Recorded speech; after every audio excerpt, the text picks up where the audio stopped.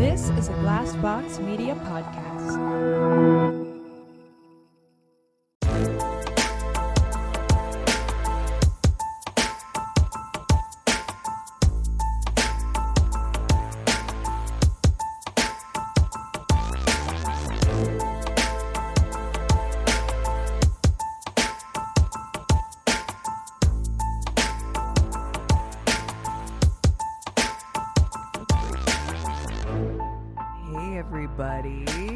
Hey. Look at us, introing and everything. This is My Worst Date. I'm Cassie. I'm Keegan. I'm Christina. I know. hate it. Keegan's giving me all the side eye on this. Hate it?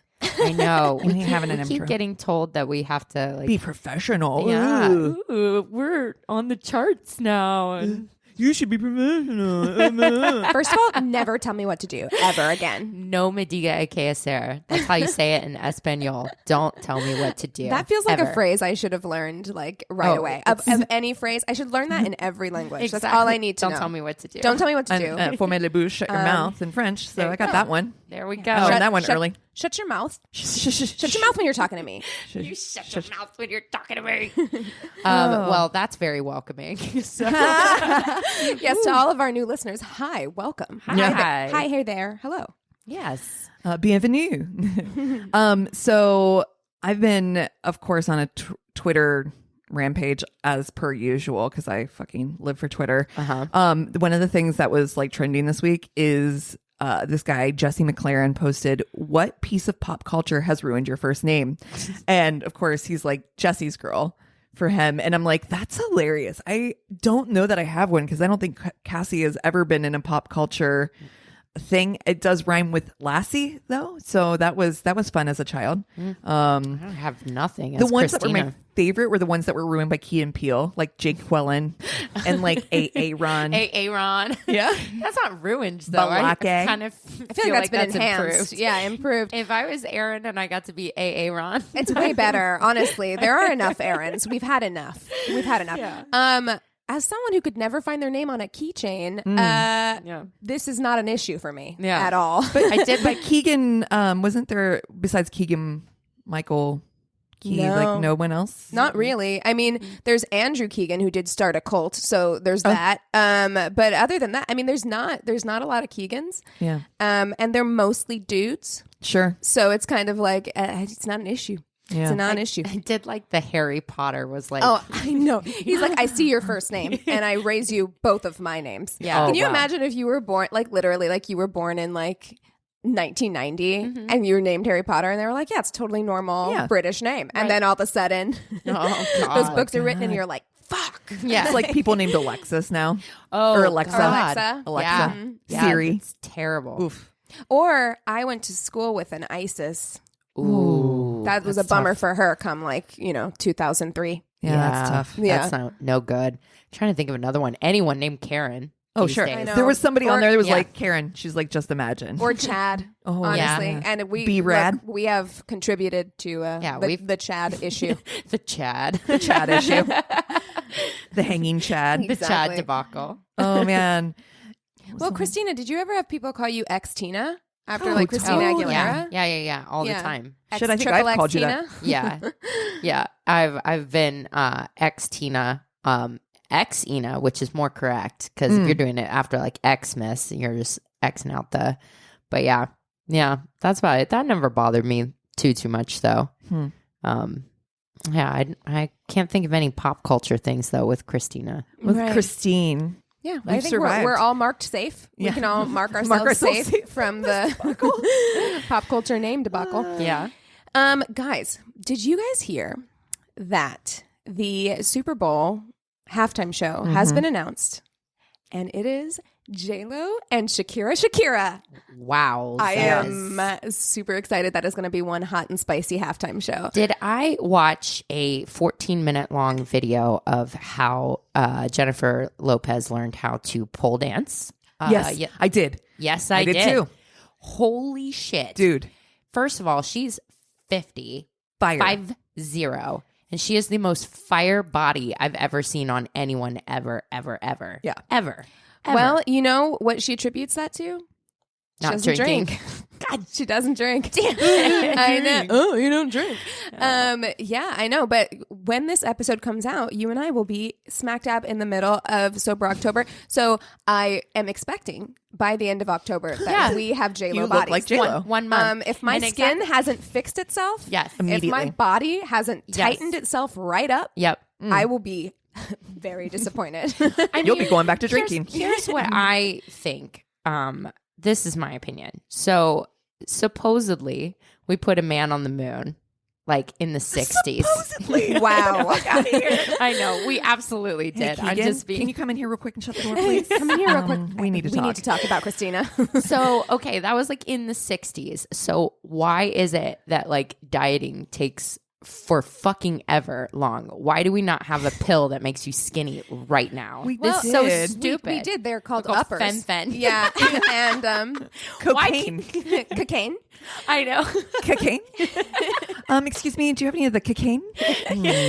Oh my gosh. Yeah. I mean, they exist. Just Dude, with, I went on a journey to find poop tea the other yeah. day. Have you guys had that? Oh, yeah. They don't Tea. sell it It in the doesn't work that well. You can get it on Amazon. also, Yeah, don't, they don't do it. Also, Also, do literally, it, you guys. literally like wrecked my life the last time I. Oh, yeah. For like a week, I Yeah. would be like You never the know. first thing I had to do when I entered any kind of situation was like proximity to the bathroom. Yes. Because You when never it know. comes, it comes, and like, and it's like a fucking machine gun. I'm just picturing it like the way that I get whenever I have to throw up. It's got to be the same thing where you have to be like, you're like sweating and you're like, excuse me, where's your restroom? You have to like really keep it together. Yeah. You're like, pardon me, could you just point me in the direction of your restroom? And the minute you get in there, it's like urgent. urgent. So urgent. Oh, man. Oh, man. Oh, that's awful. Yes. Okay. We're going to say off top. We here at My Worst Date do not condone taking Oh, I fig know. tea. Absolutely Don't do not. that. Don't take like diarrhea tea. And really don't take uppers to lose weight. It's all bad. It's don't really condone bad it. for you. You know, at the same time, lived my you do what 20s you want. that way. Live your life. We're not here to But advise don't you. hurt yourself. Not an advice Don't podcast. don't listen to us. I'm personally speaking for myself. I'm a fucking idiot. So don't take any advice from me. Exactly. Exactly. Make good choices, people. Make good choices. Make good choices. Make good choices. What else do we have going on? Oh, we are continuing our going down the rabbit hole of different personality quizzes that you can take to Because it's fun. It is First of all, fun. it's so fun. If somebody out there wants to make a BuzzFeed quiz of like which My Worst Date girl Yes. you are, we're open to Oh that. my God, we need completely to know. because doing tests, doing quizzes is just fun. It's the funnest. Yeah. It's the best. And a long time ago, I had done this. And look, And you before- guys did it first, Yeah. and Yeah. then encouraged me to do it. I had done it and a just long like Ravenclaw, time ago. I actually picked mine. Yep. And so I'm going to say off top before people come for us in our mentions or our inbox. We know that the Myers-Briggs test is faulty science. Like we absolutely. get it. It was created by like HR people. Yeah. We know. However, I feel like mine is fairly spot on. So Yeah. So there's that. Mine's pretty good. All right. So what's yours? Your personality, Myers-Briggs. My personality, I am an ENFP, and if you want to get detailed, it's an ENFPT, and it's the campaigner personality type. So my like little introduction is the campaigner personality is a true free spirit. They are often the life of the party, but unlike types in the explorer role group, campaigners are less interested in the sheer excitement and pleasure of the moment than they are in enjoying the social and emotional connections they make with others. Charming, independent, energetic, and compassionate. Thank you so much. The 7% of the population that they comprise can certainly be felt in any crowd. Oh my God. You're like me? Hair flip. Well, I am an architect personality. I am an INTJ/A,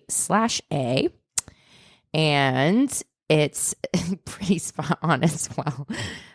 It can be lonely at the top. Don't I know it? Being Such a Capricorn. Such a Capricorn. Oh my God. Yes. Being one of the rarest personality types and being among the most capable people, architects know this all too well. They make up Such a just Capricorn. 2% of the population, and women with this personality type are especially rare. It can be difficult for architects to find people who can keep up with their nonstop analysis of everything. Whoa. It's like, ouch. You're like, thanks, I think? I feel heard and seen. People with this personality type are imaginative, yet decisive, ambitious, yet like their privacy, curious about everything, but remain focused. It's so funny. So when you guys were telling me about this and you guys were like, I'm an INFSPRQ. And I'm like, I have no clue what you're talking about because I've never done this quiz before. Yeah. And we were going through them.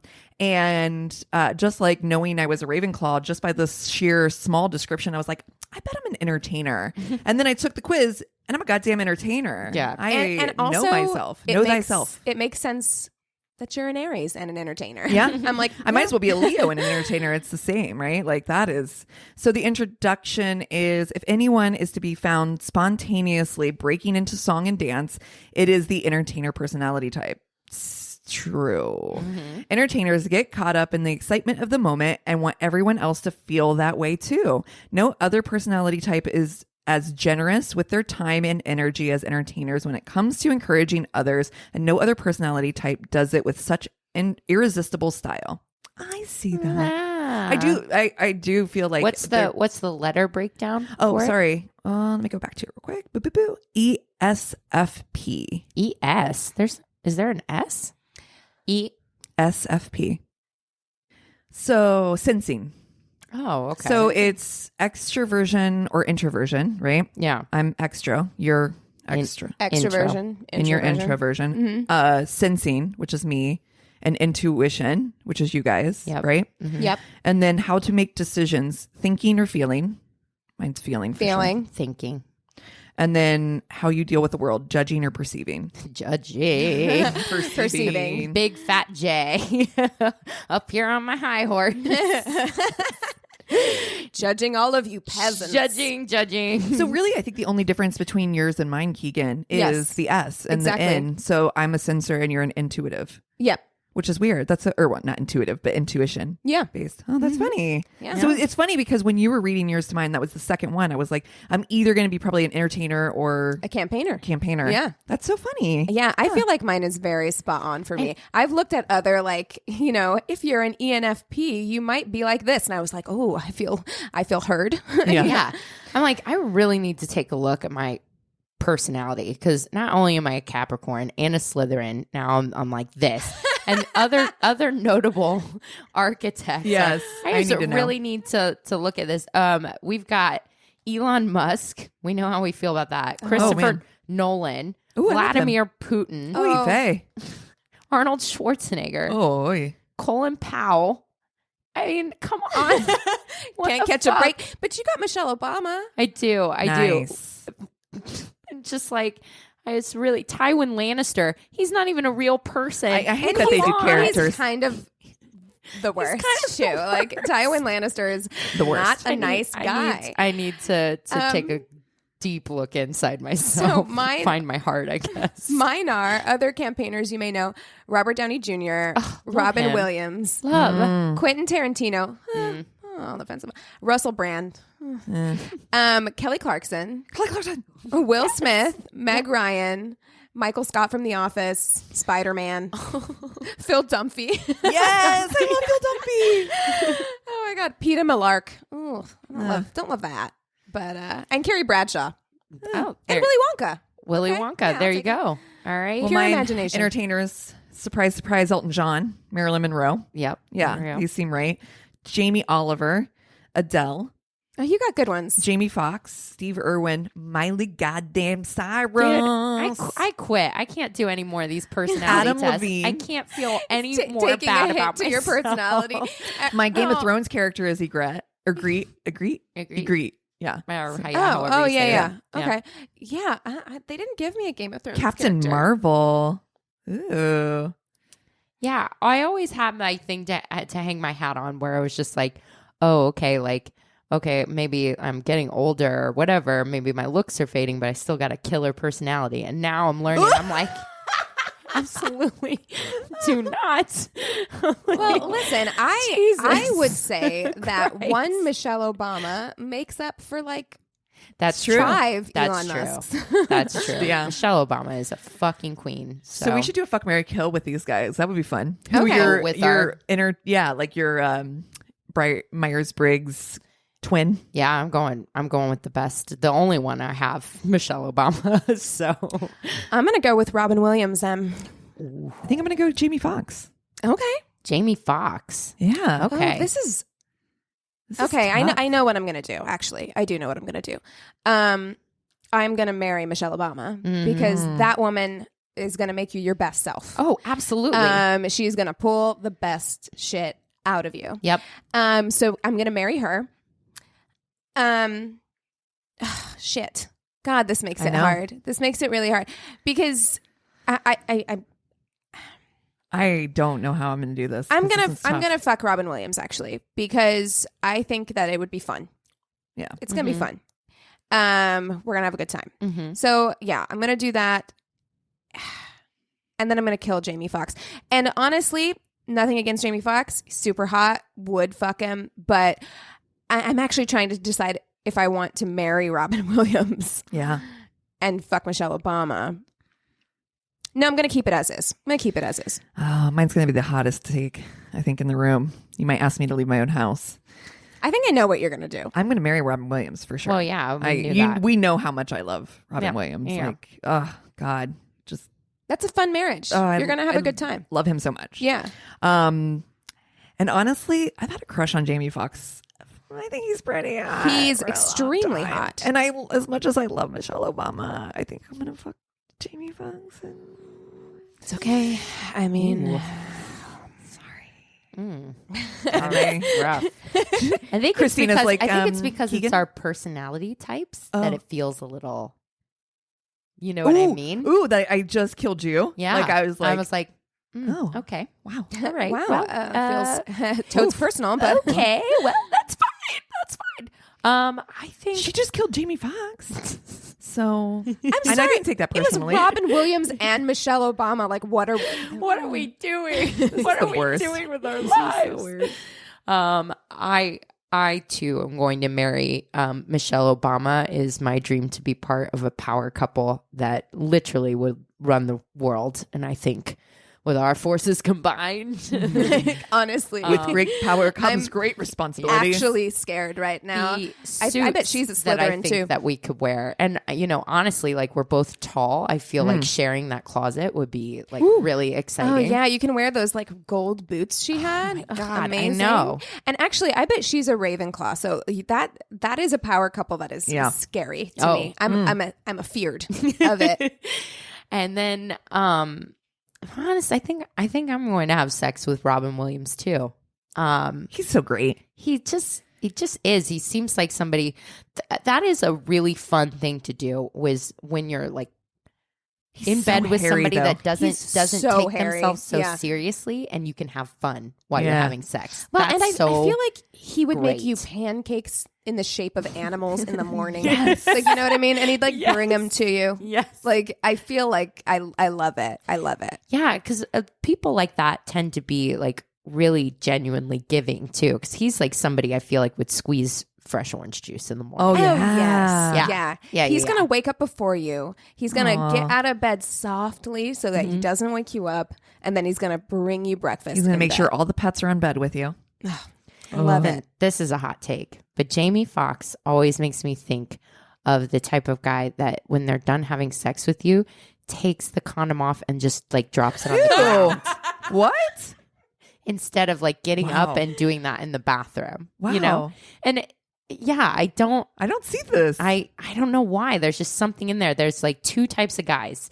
I know. The guy will either get up, get up out of bed, go to the bathroom, and like deal with the condom there, or they'll literally just take it off and drop it on the ground. by Oh, the I don't bed. like that. I don't like that either. Who the fuck does that? There's been a couple. Oh, Yeah.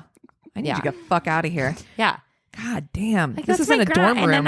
And then I'm like thinking that next time, I'm like, I need to get my Swiffer out. Like, I'm just come on. I hate Don't do that. Yeah. There is something, Jamie Foxx is super hot, but there is something about like, if you have been that hot and that famous for that long. Are you a vampire? Like, well, Also true, because he looks exactly the same. Amazing. Exactly. He's a time traveler for But sure. it's kind of like what we were talking about with J-Lo, where I'm just like, at some point, if Also you've been true. that like hot and famous for that long, I feel like we got a Leonardo DiCaprio situation going on. I feel like you're not going to be as attentive, or if you are during, I feel like you're going to be like meh afterwards. Yeah. You're going to be Which like, is fine. I'm It's done. just a fuck. Yeah. I'm not marrying him. That's true. That's true. Yeah. I mean, him and Katie Holmes were together for a long time. They were, yeah, and I was rooting for them. Yeah. Yeah. Love's not real. So No. here we are to tell you. Yeah. So glad you came. Except for Will and Jada. Yes. That's real love right there. And John Legend and Chrissy Teigen. Yes. If something ever happens to that, I'm burning this whole place down. We got to burn the planet down. Yeah. Please don't. Please don't do that. This is my house. So. Now that's such an INFP thing. Oh, man. INFJ thing to say. Oh my gosh. Well, yeah, you definitely. It's 16 personalities. So if you want to continue on this Soup's fun personality, Well, yeah, now journey that we're going. We think it's fun. I expect know. everyone to do this. Who's starting the thread this time? Exactly. Who's starting the thread on our Facebook group. Facebook group? Also, Yeah. what other quizzes should we take? Please, Ooh, please tell us. recommend. Yeah, Yes. give us more quizzes to Ooh, take. we should do that for like a Patreon thing, like BuzzFeed quizzes. Oh, That'd Fun. be funny. that would be fun. Oh, speaking of Patreon. Oh, yeah. Speaking of Patreon, we have a new patron. Oh man. Yeah. He's actually our good friend. Our good friend Brian Ging became our patron this last week, and Bless your heart. Yeah, we're so In the nice way. touched. Like, Sweet. yeah, so touched and like moved. It's so sweet of him. We So had a lot of friends just really in our corner this week. We put it out there. We got really close. Like we were at number 211 on the charts, closer than we've ever gotten. We really wanted to break 200 to get on, Apple Podcasts. When you scroll like top shows, you can see yourself at like 200. So we had a lot of friends like help us out and spread the word this week, and we are so grateful. yeah, I feel Yeah. very loved Yes. and held by all of my friends And we this did. week. We made it. We did. We did. We Yeah. did make it. So thank you again to Brian for his love and support, and to all of our friends and worsties who cheer us on and help us out every day. Love you guys. Love it. So you guys want to take a break real quick and come back with stories? yeah. Oh. And we're back. Okay, so I have the first story today, and mine is spooky. Ooh. Spooky Halloween. Welcome to fall. Welcome to October. Okay. When I was 19 and in college, my mom took a job at an office near where I was going to school. I'd visit her occasionally during lunch breaks or between classes. I got to know her coworkers fairly well, most of them other middle-aged mom types who showered me with baked goods and attention. Not a bad gig if you're a broke college kid living off ramen. Perfect. I feel you. One of the women, let's call her Pam, was extremely Pam. She seems so sweet. I know exactly who you're talking about. She was extremely chatty with me, almost to an uncomfortable degree, and kept insisting that I go on a date with her niece. Oh no. I wasn't super fond of the idea of being set up, and this lady was a bit much, in all caps, and I feared what any relatives of hers might be like. So I would politely decline each time. But after the 7th or 8th time she asked, I finally gave in. How bad could it be? Oh no. Oh God. no. Never asked that I question. Never asked that question. She gives her niece my number and we chat a bit through text. She seemed cool enough. This was back in 2008 and we were both into the same emo prog rock that was popular at that time. Perfect. So we bonded over Coheed and Cambria. Oh Oh God. my God. If this turns out to be fucking Pam, I'm gonna. Oh, no. Oh my God. Is this a crazy in love? I'm like, oh my God, it's a catfish. Once I got her name, let's call her Kay, I even found her MySpace page and thought she was actually really pretty, a bit crazy-eyed, and seemed to have a lot of pictures of her cat, but nothing too concerning. Oh no. I love everything about how 2008 this story is. I know. Flags. Everything. You're like, Yeah. Yeah, we put a white flag and a red flag in the wash together. And then slap it. So we set up a date for later that weekend. We meet up at a popular indie coffee house just outside of campus, and she looks great. She's wearing all black, long dark hair, and big green eyes. Seems right. Yeah. Is this me? She got there before me and is already sitting with 2 drinks in front of her. I had mentioned to her that when we were talking that I didn't love coffee and preferred tea, so she had taken the liberty of ordering me a red tea. Aw. Seems sweet. Yeah. We start chatting and things begin normal enough. I ask her what her interests are outside of CNC, and she tells me that she's a witch. Now, I'm thinking, okay, she's Wiccan. No big deal. But she goes on to tell me all about how she became a witch when a demon spirit came to her in the night when she was 14, and she had to pledge her loyalty to him and give him her virginity. Oh. Things took a turn. Oh, no. I was like, this is fine until. Oh, no. He also gave her first familiar, the cat in all the pictures, who she regularly... What in the Sabrina teenage witch shit is this? What is happening? Who she regularly has conversations with. Oh, my. As a God. cat lover, it's a hard no. Yeah. It's like, bitch, you are not Melissa Joan Hart. What's Swipe left. happening? It's not Swipe going left. well. Oh, no. He says, okay. At this point, I'm staring wide-eyed into my tea and wishing I could fall through the floor. Then it gets worse. Oh, no. How? She tells me that she cast a spell on her ex-boyfriend so that he would love her forever. Oh. She even went on to tell me what the spell was. Guys, wait for it. Oh, no. Oh, no. Are we getting a love spell right now? No. She put her menstrual blood in his drink, and when he drank it, he was hers forever. Oh. And cue the spit take. And Keep the drinking. red tea. God Keep in damn. mind, this woman had been left alone with my red tea for who knows how long. Now I'm staring at her, mouth fully agape, while she goes on to say she didn't end up loving him in the end, but insisted that he was still in love with her because of the spell she had cast. Oh, no. Oh, no. Oh, no. Oh, no. Oh, no. So That happens in much. Midsummer too. Oh, You're no. like, oh, I hate it. Oh. So glad I didn't watch that movie.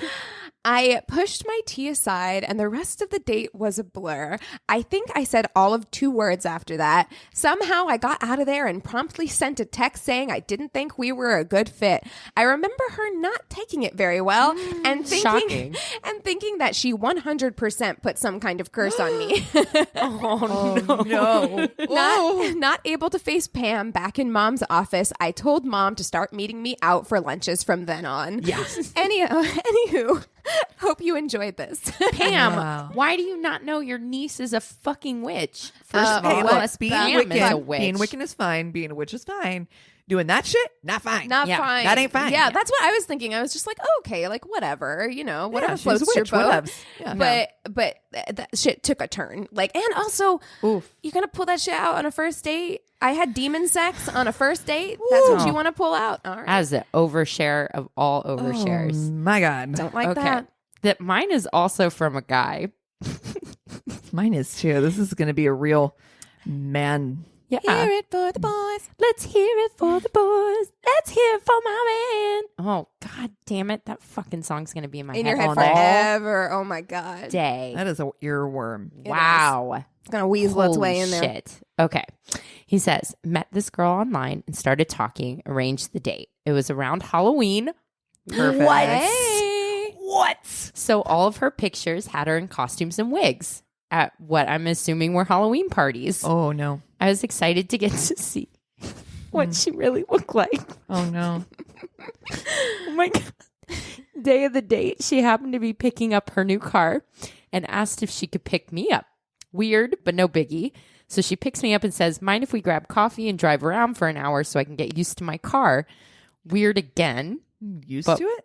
Okay. Whatever. What's new car? I also kind of just want to sit in my new car. Yeah. Yeah. It's fine. It smells like new car. Yeah. And different cars are different when you're learning, like when you true. get in them, you're like, oh, this drives differently. So now we're driving around for a good 2 hours and conversation is wearing Okay, thin. that's too much. All right. It's too much. You get it. You get how this car drives now. 2 hours. Yeah, exactly. Are we still in the state? I knew she had worked that day. We hadn't really talked about it yet, if you can believe it. And I said something like, so how's work been lately for you? And she said, it's slow this time of year. Sometimes I want to pull my hair out.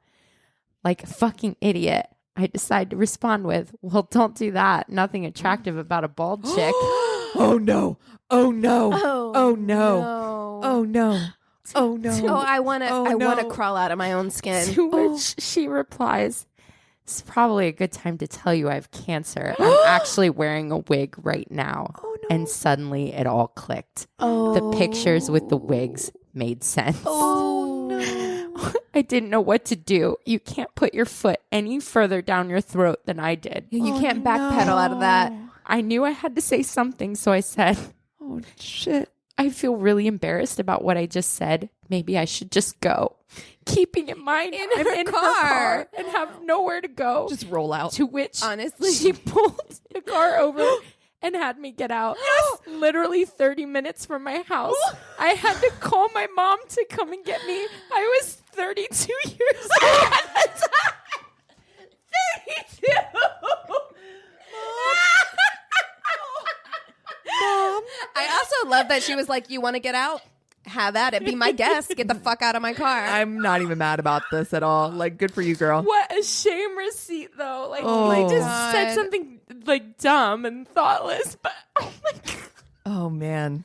Oh man. And then the end of it, calling his mom and he's fucking 32. Oh my Lord. Jesus Christ. You're legitimately crying. I am crying. It's Okay. so awkward. It's so Well, funny to me. Be prepared to keep crying in laughter because the fucking story that I got. Oh, first I'm of all, so excited. First of all, this is a person that Christina and I actually know. It's an ex-roommate of mine, Yes. actually. So this story, I can't tell if I snort laughed because I know this person, but it is, I think it's fucking hilarious. Okay. So a little backstory prior to my worst date. My worst ever first date. Totally my fault, by the way. So this is a shame receipt. Oh my God. Well, let's hear it for the boys. Honestly. One of my best friends growing up was named Mike. We first met each other when I changed schools in the 5th grade. We spent a lot of time together playing sports and video games, and there was a pretty sizable group of us that got into all kinds of shenanigans together. Shenanigans. Yes. Hey, what's a place you guys used to go to? Shenanigans. He was always trying to set me up with girls with varying degrees of success. As we grew up, his efforts continued. When I was 19, there was a girl named Heidi that I was absolutely adored. She was intelligent, strong-willed, and gorgeous. She was part of our group that hung out regularly. She was the best friend of a wife of his friend from work. Like 3 degrees Yeah, of I just separation, but all party. did the math. Uh-huh. Yeah. Lots of trips, going out to dinner, playing cards, and underage drinking occurred. I finally got the courage to ask her out, and she accepted. Go me. So the night of the mythical first date arrives. The plan was a multi-date. I was to pick her up, and we would meet up with Mike and his wife and a few other friends, and this other couple that I did not know, to go to a haunted house. I had just gotten off work a little later than I was expecting and didn't have enough time to stop at home. I was starving. I start heading to her house to pick her up, and I was going to be borderline late. I needed to eat something because I was crazy nervous and my stomach was wrecking me. The only thing that was on the way was White Castle. Oh, no. Let's explain White Castle. I was just going to say that. Yes. So for any of you who are not familiar with White Castle, in the South, it's called Crystals. It is the place. It is from Columbus, It Ohio. is originated in Columbus, Ohio. The first time I ever had White Castle was in Ohio. White Castle and Crystals are the same thing, but Crystals was started in Chattanooga, Tennessee, as far as I know. And they have these kind of like steamed, gross burgers. They're Tiny little disgusting. burgers. It smells Yeah. like you're like, oh, this smells like it was going to be good. there are two things in this world that I hate. Number one is bananas. Number two is wet bread. Yeah, you do Oh, not it's like the a wettest soggy bread. It is the wettest bread. It is a slimy wet bread slider sandwich. It's disgusting. Well, I feel so like gross. people became familiar with White Castle because of Harold and Kumar going Oh, to White that's Castle. right. Yes. I And forgot. that is what that is for. Like White Castle Yes. is for you Stoners. got really stoned. You got We're drunk. too high. and you want to eat a million tiny sandwiches. Yes. Like that is what it is. They're 100. teeny tiny. Yeah. Oh, okay. Oh my God. And I've never gotten sick before, but I think I told you guys the story about how when I was younger, I never ate fast food. And then one time my mom was like on the way home from work, she's like, you know what? Do you want some fast food? And I was like, White Castle, puked everywhere. White Oh, I'm Castle sure. shouldn't be your introduction to fast food. No, you it know, shouldn't. I like trash food. Like I love garbage food. Like I'm fine with like fast food, garbage food. Don't mind it. So I don't think I hate White Castle as much as you guys do, but I am also very aware that as far as fast food goes, White Castle is very likely to make you shit your pants. My dad used to get White Castles for a cat growing up. What? Yeah, we had a cat that Poor loved cat. White Did your cat Castles. have diabetes? No shit.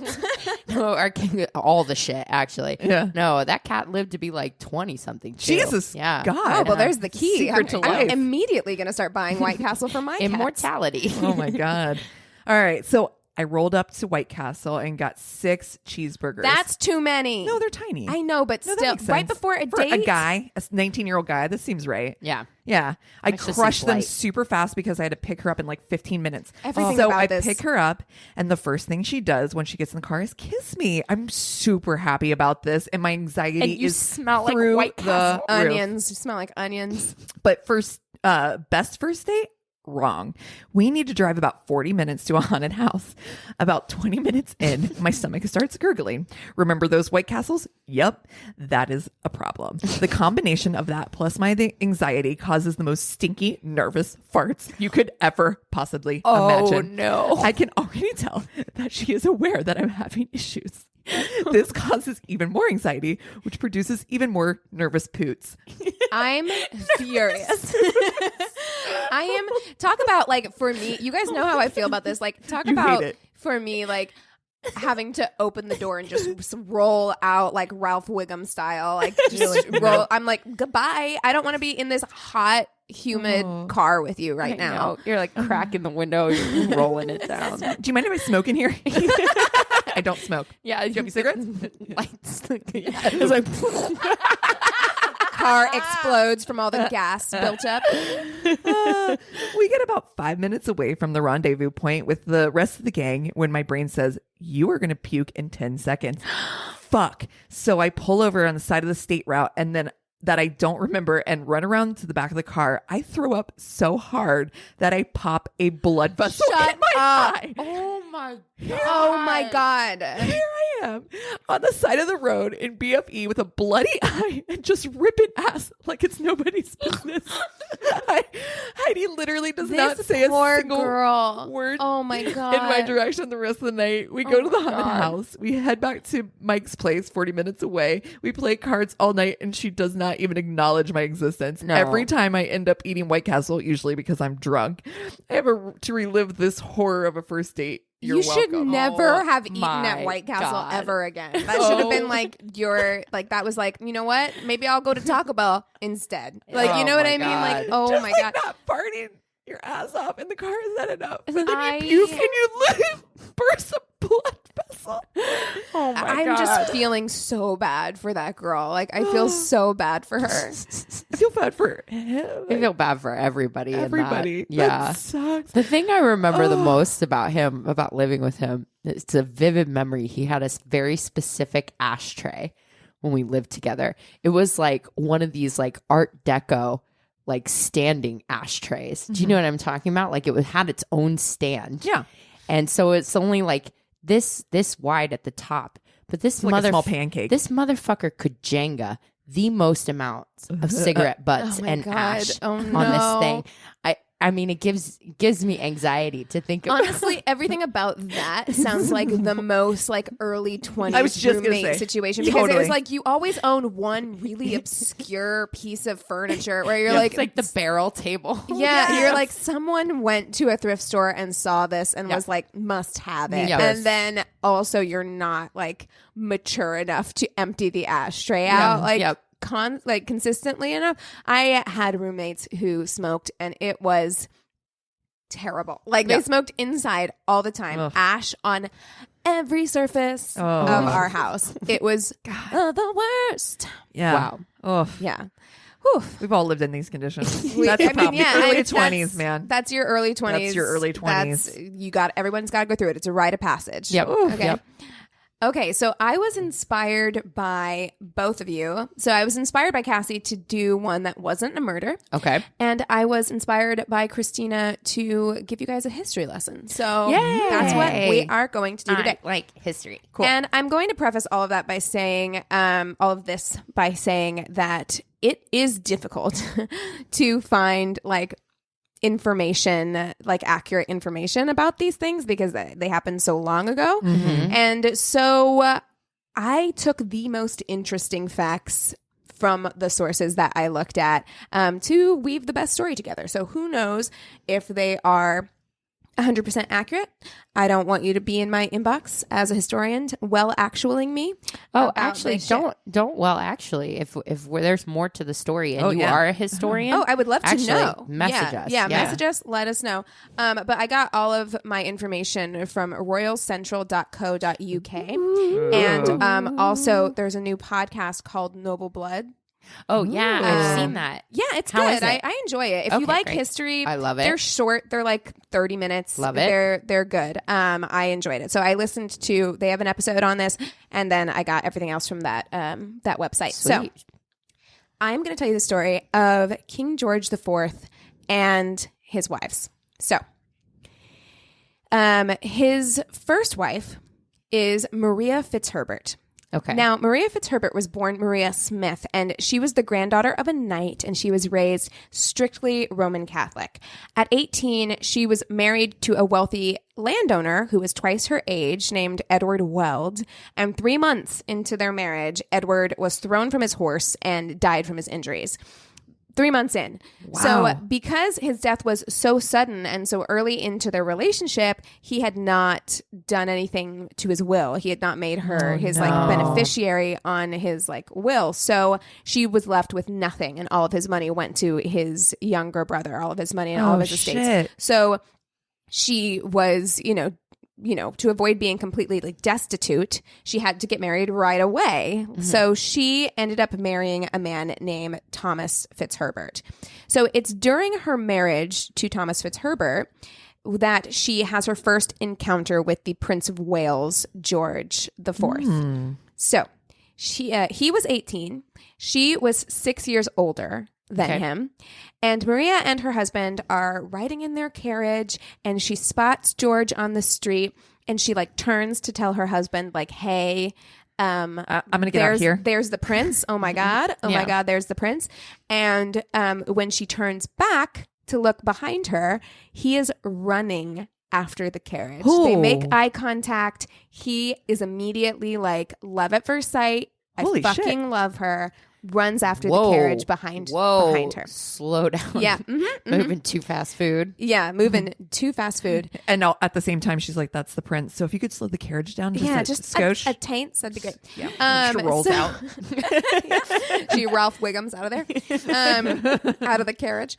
So 3 years into their marriage, Thomas Fitzherbert also passes away. Oh, jeez. And I've read differing reports on how he died. Like some say that he was kind of sickly. No one speculates that she killed him, but I mean, could have done. Did you guys see, maybe someone posted it on our wall, the like woman in Italy in the 1500s who may have like created this poison that you could buy. She like disguised it as cosmetics, and like every woman in Italy knew about these cosmetics. There's a special poison made of like belladonna and like all these different things. There's like, you bought these cosmetics to poison your husbands, and they speculate that like she learned the trade from her mother and she had passed it on to her daughter. It was like this big cosmetics business that every woman knew about, and it's called MAC. But yeah, it was like you better hope that your kids don't play dress up with your makeup. No, first of all. shit. Yeah. But I mean, I don't think Maria Fitzherbert killed her husbands, but when you create conditions in which you are forcing women to have to marry for their livelihoods, like when they don't love or care about a person, this is likely to happen. Right. But I don't think she killed Thomas Fitzherbert. But I've read differing reports on how he died. Like some reports say that he was kind of sickly throughout their marriage. Wait, what year is this? What time period is this? This is in the late or the mid 1700s. Oh, okay. Okay. So, some say that he was like kind of sickly throughout their marriage, and kind of died from a cough, which who knows what the fuck that could have been. Yeah, sweating sickness. And then some say that he died in anti-Catholic riot that occurred. So I have a feeling that it's probably one of those things where they were like, it doesn't sound very good or manly that he died of coughing. So let's say that he died in the riots. That's better. Yeah. It sounds better. Either way, she was now twice widowed at 24. So she's 24, 2 dead husbands at this point. Wow. After Thomas's death is when she actually meets Prince George face to face. So she's in mourning, and it said that her uncle was like, hey, you deserve a night out. Put your mourning to the side for like 1 second and go have a good time. Go to the opera. Go have a girls' night. Enjoy. Got you. So she goes out to the opera, and it turns out that her opera box is facing Prince George's. So he sees her, immediately recognizes her as the woman that he saw in the carriage, and audibly, loudly in the middle of the opera is like, somebody, I need to meet her. Like, somebody go get her for me, which is a big no-no, like, because like the opera is going on and you're supposed to be all like whisper, whisper, whisper during that. So yeah, he was very loudly like, I need to be introduced to her. So they were introduced, and he immediately began pursuing her relentlessly. She was this like good Catholic girl, and so she wouldn't see him alone. She was she only ever saw him with an escort or a chaperone. But he invited her over to his house like constantly. He's like all Netflix the time. and chill. Yeah, baby. yeah, sup. Baby. Hey, you up? Yeah, even at this time, he was kind of known to be a bit of a like playboy. Oh my god. So, Like wrote a letter. You up? you up? Calligraphy. He gave it to like a message carrier, and they rode a horse over to her house and handed it to her. And she just wrote back red and sent it back.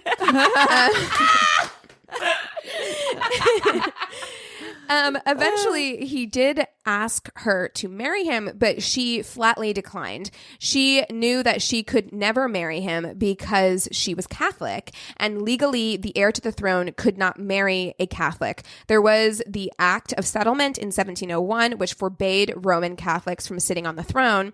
And so George would have had to have given up his line in succession if they were to get married. And he obviously wasn't willing to do that. And then there was also the Royal Marriage Act of 1772, which required all members of the royal family to ask the sovereign's permission before marrying. So this was, the late 1700s. Yeah. Wait, what is his name? Which one is this? George IV. George the Fourth Mm-hmm. of England? Mm-hmm. Yeah. The son of George III, who was the king of England during the Revolutionary War. Yeah. Yeah. So there was this act that required that all members of the royal family have to ask the sovereign's permission to be married. And they knew for sure, Maria Fitzherbert was pretty. She was pretty.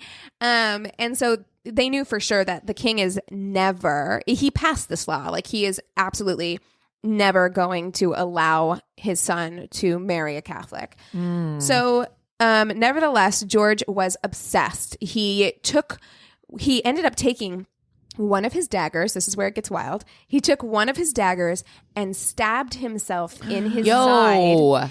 In his side. And when the surgeon was called for and arrived immediately, he was trying to patch the bleeding out. He ended up like patching it up. But the entire time he's like, stop.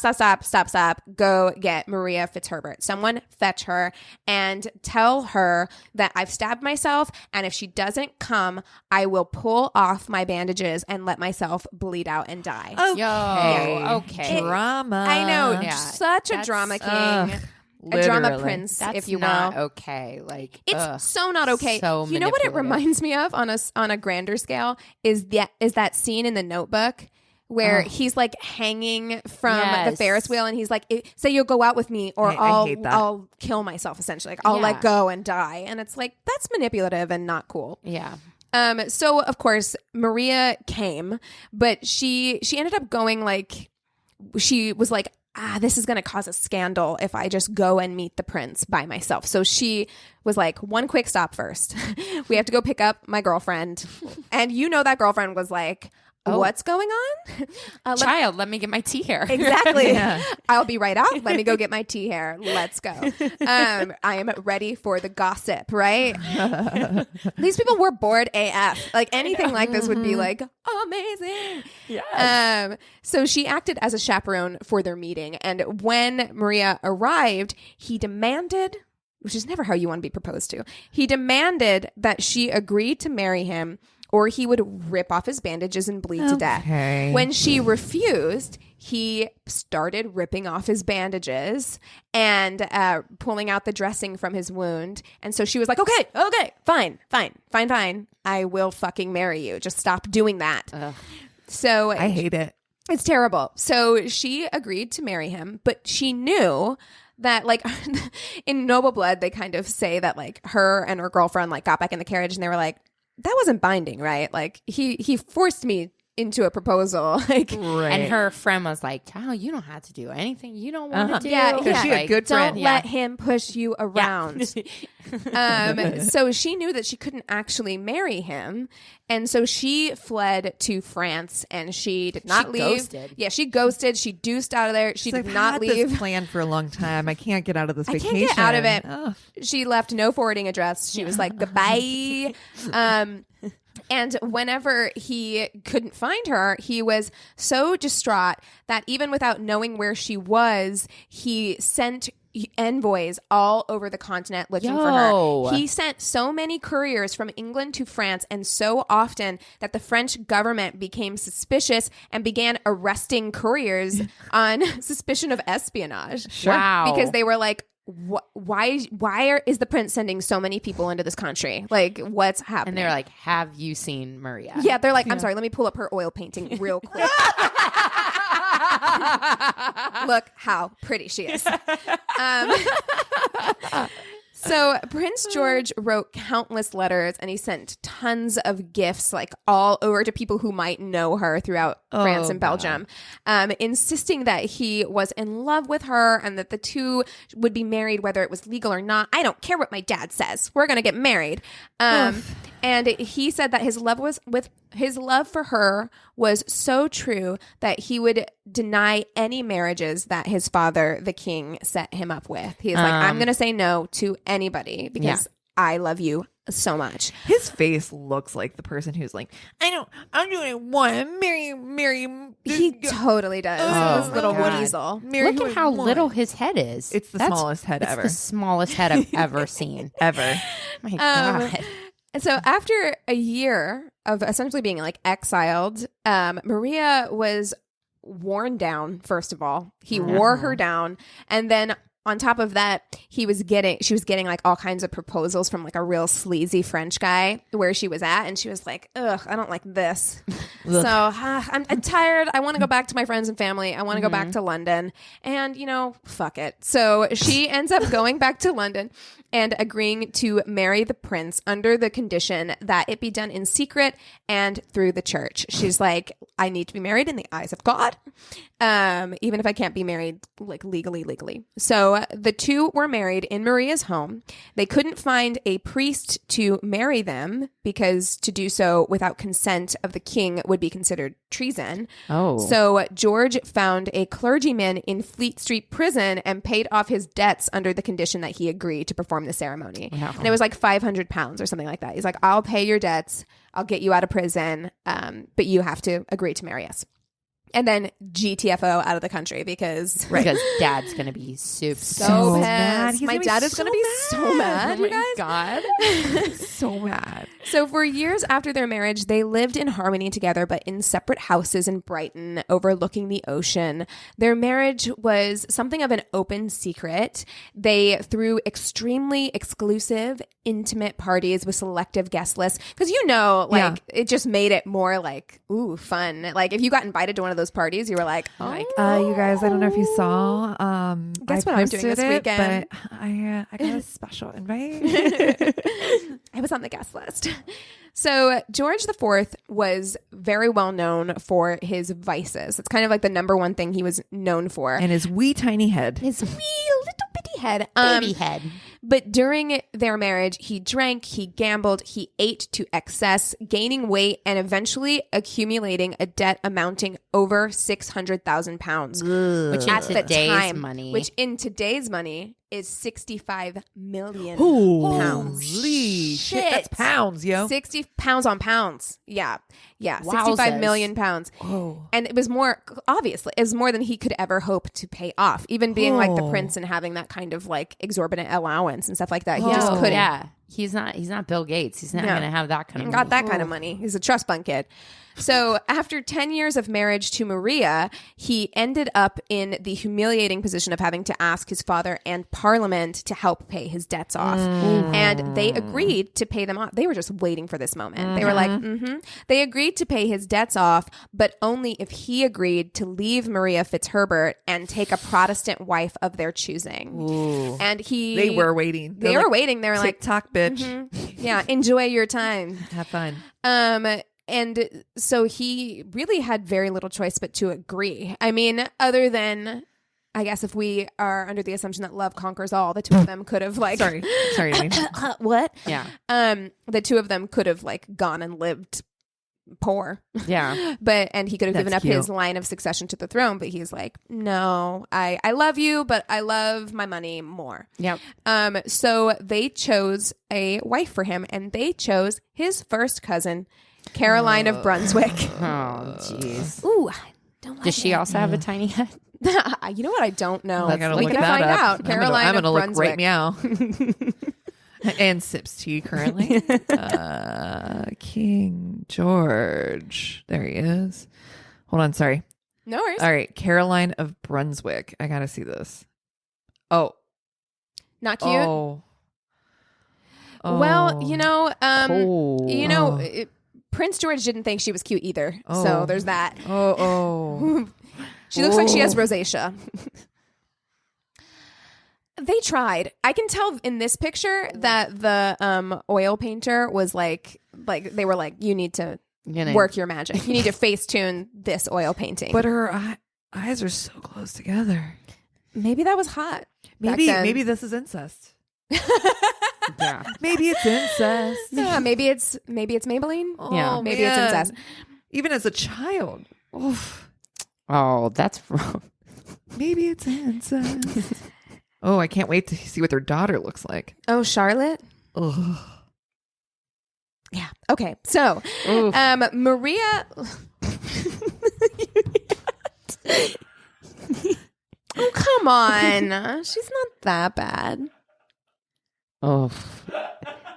She's no Maria Fitzherbert. She's all neck there.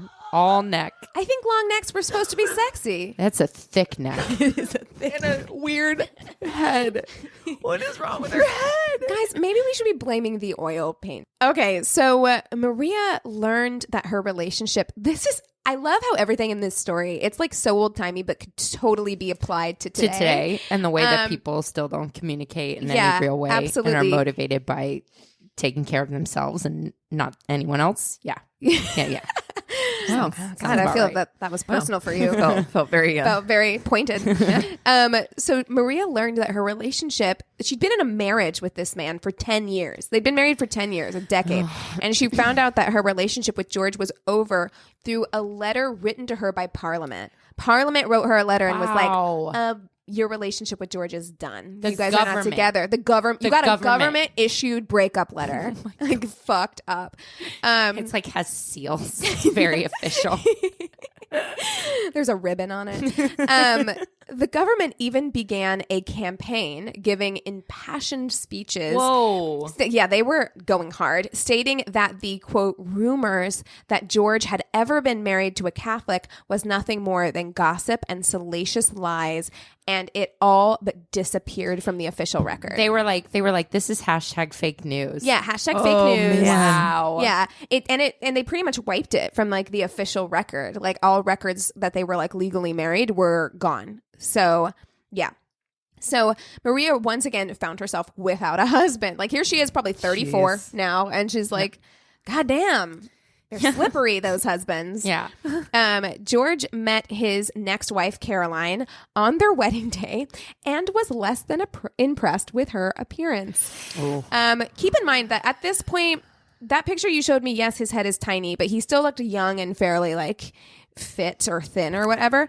Did he at this point was a mess. Like he was known for eating to excess. So he was bloated. He was big. He was not attractive at this point. And when he meets her, the first thing he says is, I am not well. Pray get me a glass of brandy. Their wedding day, he sees his bride for the first time and he's like... He had 6 White Castles right before she walked in. He turned... And he was like, ooh, I am not feeling good. He just turned to his like manservant and was like, I'm not feeling well. Like, that's not good. No. So she was said to have confided in... It was mutual though. Like, because she was said to have confided in a friend that he was, and this is her words... very fat and nothing as handsome as his portrait. Oh, you tender don't look like fail. your picture. You don't look like your picture. Oh no. So he's like, let me pull up this oil painting I have of you. Yeah. Hold up real quick. Let me unroll it. So he spent their wedding drunk as fuck and ended up passing out in front of the fire. He woke up hungover. She pushed him a little closer. Yeah, he's like, maybe he'll catch fire. He woke up hungover the next day to consummate their marriage for the first and only time. They fucked once. And that interaction resulted in their child, their only child, Princess Charlotte. Girl, if that wasn't me as a royal, I would have been like, can we get this done one time? That one time. And if you'll need me, I'll be in the gardens. Goodbye. Always. So after the birth of their daughter, he was so sick of Princess Caroline that he bribes her to leave England and travel the continent, which she happily does. Yeah. Neither of them makes a secret of how unhappy and loveless their marriage is. And by all accounts, Caroline goes out and she has herself a grand old time. Good for her. She starts wearing less and going out more. Okay. She's like hanging out. She's hooking up. Things are good for her. So I'm like, okay, get yours. Yeah, that's fine. exactly. Go ahead, Caroline, get yours. So days after Caroline leaves, George creates a new will, leaving all his property to, quote, my Maria Fitzherbert, my wife, the wife of my heart and soul. Though she cannot avail herself publicly of that name, she is in the eyes of heaven. Was, is, and ever will be in mine. That was signed. The wet ink was still wet, and he accidentally fell off his horse. It's like, I don't know what happened. That's weird. So weird. Does he even have anything to leave at this point? Yeah, I don't know. I mean, I guess all of his debts are paid off, and he probably does get like a monthly allowance or something, I would assume. At this point, though, Maria, she's skeptical. She's like, I'll believe it when I see it. You had your daddy break up with me. Yeah. I don't like it. So her husband was married to somebody else, and George at the time had already become really famous for having a lot of mistresses. So she's seeing all this shit in the news. She's like, I don't like it. So she consults with the Pope, who tells her that in the eyes of God and the Catholic Church, they're still married, and so they needed to reconcile. She needed to go reconcile with her husband. So she does, and she says that what follows with George were the happiest times of both of their lives. So it turns out that they did actually appear to love each other. However, it was during this time that George III, and that is, the king who was the King of England during the Revolutionary War, was beginning to slip into madness, or they called him like Mad King George at that time. Nowadays, in Noble Blood, they were saying how nowadays he probably would have been diagnosed with a nervous system disease called porphyria, but he ended up blind and deaf and only speaking in like gibberish and suffering from dementia. You sure this isn't syphilis? No, could be. When George III lost all touch with reality, eventually he just became really out of touch with reality. Parliament officially named George IV as regent in his father's stead to make all the decisions. And to celebrate this new position, George IV threw a party. When Maria arrived to the party, she found that there was no place for her at the table. Usually there was a seating for her at the table. Very awkward. And a drunken George IV called her Mrs. Fitzherbert. And essentially denounced her and told her, like, he basically mean girled her. He you can't sit with us. Like, told her to go find her seat. Like, she'd have to sit according to her position is what he told her. So she was fucking humiliated. She'd been humiliated. She rolled out her marriage certificate and was like, my position, bitch. My motherfucking position. I made a copy of your will. I keep it in my purse at all times. Would you like to see it? She's like, here it is. You said I was the wife of your heart and soul, bitch. Receipts. What the fuck? Receipts. But she'd been humiliated. Like, he had humiliated her so many times at this point, during their relationship. And she was like, that's fucking it. I picture her having kind of like an Angela Bassett waiting to exhale moment where she just lights it on fire and walks away. She's like, goodbye. So she left the party and went to her own home, and she never returned to the home of Prince George. After King George III died, George IV took the throne, and when he spoke of either of his wives, Maria or Caroline, it was always with malice and hatred. He was real salty. I think he got mad that Maria Fitzherbert's finally left, and he never fucking liked Caroline to begin with. Right. So he just talked mad shit on his wife, and he was drunk all the time. Like, he was fucked up constantly. So, you don't really guard your tongue well during those periods. So when George was being coronated, Caroline came back from her trip. She's like, what's up? I'm about to be queen. I've been sunned. I've been sunned. I've gotten a little tan. I don't know if I know. I got my nails done. I got my nails did. Yeah. Got a new weave. What's up? So she traveled back from Europe in order to be crowned queen. Right? Like, she's like, all right, I don't like my husband, but this queen Here shit we are. Seems legit. Yeah. So when she arrived at Westminster Abbey, she was said to have told the guards, "The Queen, open. I am the Queen of England," only to have the gates closed in her face and be turned away. George didn't want her there, so the guards turned her away.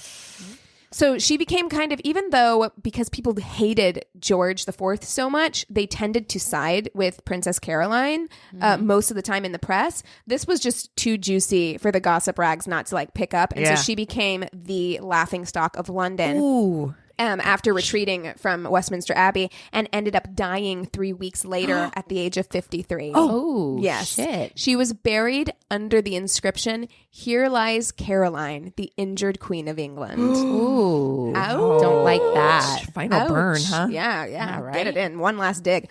So George IV was not loved in England throughout the rest of his reign. He was known for his excesses and lived out the rest of his life alone with various mistresses.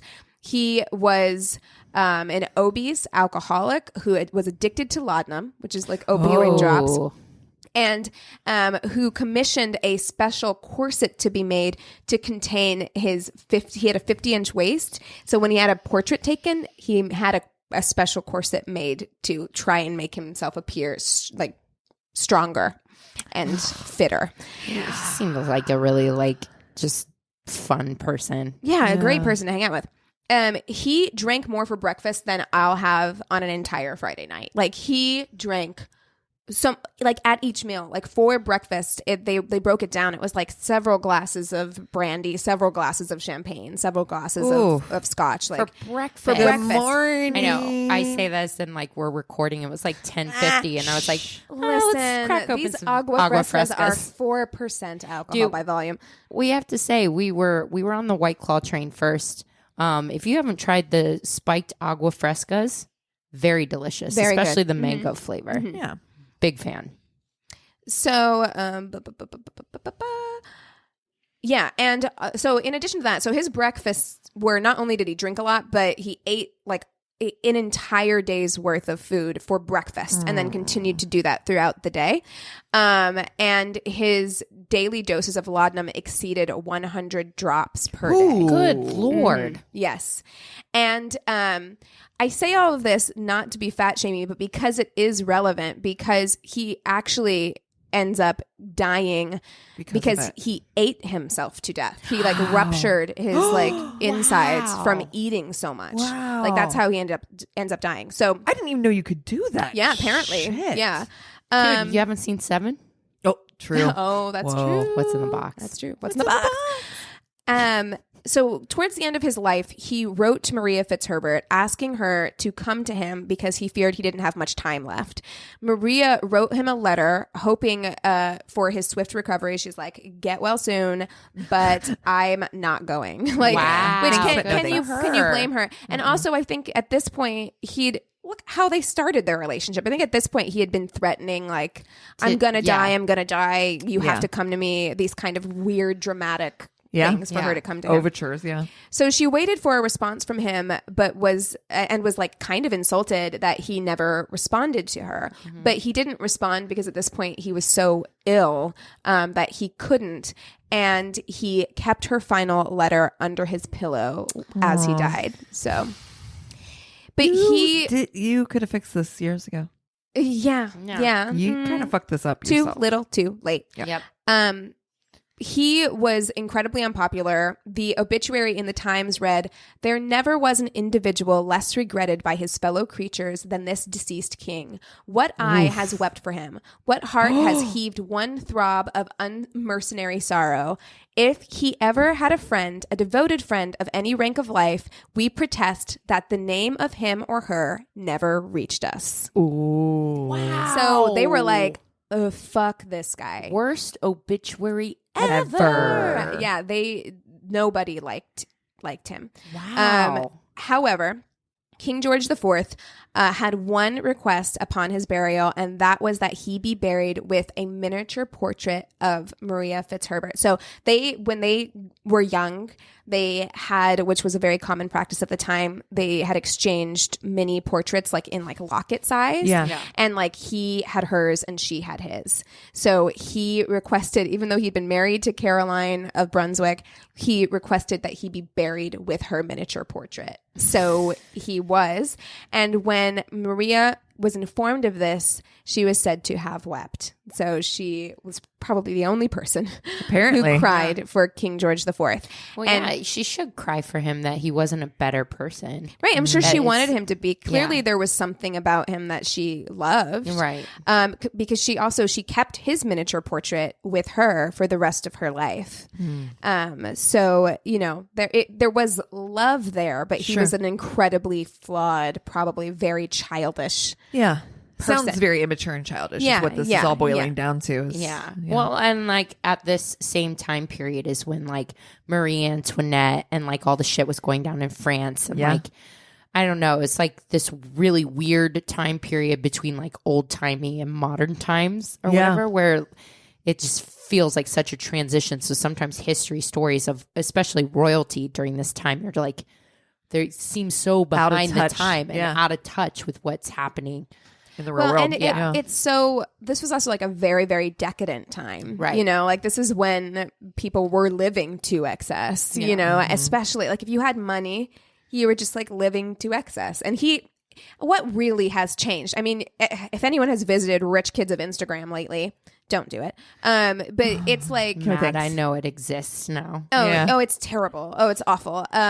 But it's the same kind of thing where it's just like, if you are bored and you have lots of money and no responsibility, like you're going to be making bad decisions. Well, because why not? I mean, yeah, probably. But I would hope that some of those people out there actually have strength of character to realize that privilege that they've been given and could do something. I mean, look at like Greta and what she's out there doing. And it's like, you know, you do have a choice. And some of us get dealt a certain hand and some people get advantages to life. So if you are one of those like rich kids, like if you have the strength of character to know that you've been given a great opportunity to do something good, I feel like that shows such strength of character. Because, yeah, because you don't have to. Yeah. I just think sometimes, especially with like royals at this time, and the same thing with like Marie Antoinette. I don't think that she was like they have a good episode on Marie Antoinette in Noble Blood. Oh, I want to listen to that. Oh yeah. I don't think that she was like a bad person. I think like whenever you are not connected with what's going, when you just are surrounded by other people who are also super rich and also living to excess, you don't have like any kind of perspective about like what it's like to be a normal person. And so it comes across as though you're lacking empathy when really you're just lacking perspective. You know what I mean? You just don't have like anything to compare it to. Yeah. So oh, great story. I'd never heard it before. No. Oof. Yeah. Thanks. Hey. Good one. Yeah. History lessons. There's for Crazy in Love, there's so many royals we can go down that. Oh God, yeah. Royals are nuts. And they had so many fucking affairs. Yeah. You know? So many affairs, so many mistresses. Whew. I know. I think it's on my list to do like Camilla. Oh, shit. that's a good one. Yeah, there's lots of twists and turns. I was actually on that. thinking Edward and Wallace. Ooh, that's a good one. Yeah. But yeah, you got the whole Nazi thing too. Thanks, but no thanks. Yeah. So what are we watching this week? What's going on? Oh man, I've had a book reading week, so I've been reading multiple trash novels. The one I'm reading right now has lots of errors, like as far as like grammatical errors. That is, it takes me kind of in and out of it. The story is good enough that I'm like, and I'm not here for the grammar, and I'm not here for the, said it before. I'm not here for the It doesn't need to be like a literary masterpiece. Right. Yeah. So it's a somewhat enjoyable. I'm only just now started it. Okay. I finished the other one I was talking about last week. So. Yeah, I'm not really watching anything new right now. I don't know. I don't even find myself. I thought I was worried that whenever I left my job, that like in my downtime, I was going to get caught up in like sitting and watching a lot of shows. No. I just don't because actually I feel like I'm watching less because when I am at home, I'm actually like working because when you work for yourself, you're kind of like hustling. Right. Because you're like, oh, where am I going to get my next job from or my next like gig or whatever. So you are spending a lot of time like doing other things to try and like advance yourself. So yeah, I haven't really been watching a lot. I did start Dancing with the Stars. Karamo's on it. Oh, I might like start Survivor. Survivor started, so I'm probably gonna definitely watch that. Yeah, so I've been watching Dancing with the Stars. It's not for me. It's fine. I love Dancing with the Stars. Usually, I went to a taping. I like Dancing with the Stars, but this season is Spicy. I see what you did there. Well done. See what you and yes. I haven't really been watching anything either. I did end up putting on something. I got home like tipsy after hanging out with my parents last night, and I put on like something on YouTube. It was called like the Devil You Know. It was like a Vice special about this dude named Pazuza. He named himself Pazuza and like maybe killed somebody and buried them in his backyard, and this whole fucking town like knew about it, and he like had this weird cult of like goth kids. Everything about this sounds amazing. Yeah. Wow. Yeah. I only watched the first episode, and even kind of tipsy, I was like, this shit's wild. WHILD. Did you say wild? Wild. So yeah, I bookmarked it. I'll send you guys the link to check it out because when you see this guy, first of all, he looks like a goddamn nightmare. Oh God. He has crazy white guy dreadlocks. You know how I feel about crazy that. tattoos. He calls himself Pazuzu, which. But you know what? Yeah, that's crazy weird. facial tattoos, white guy dreadlocks.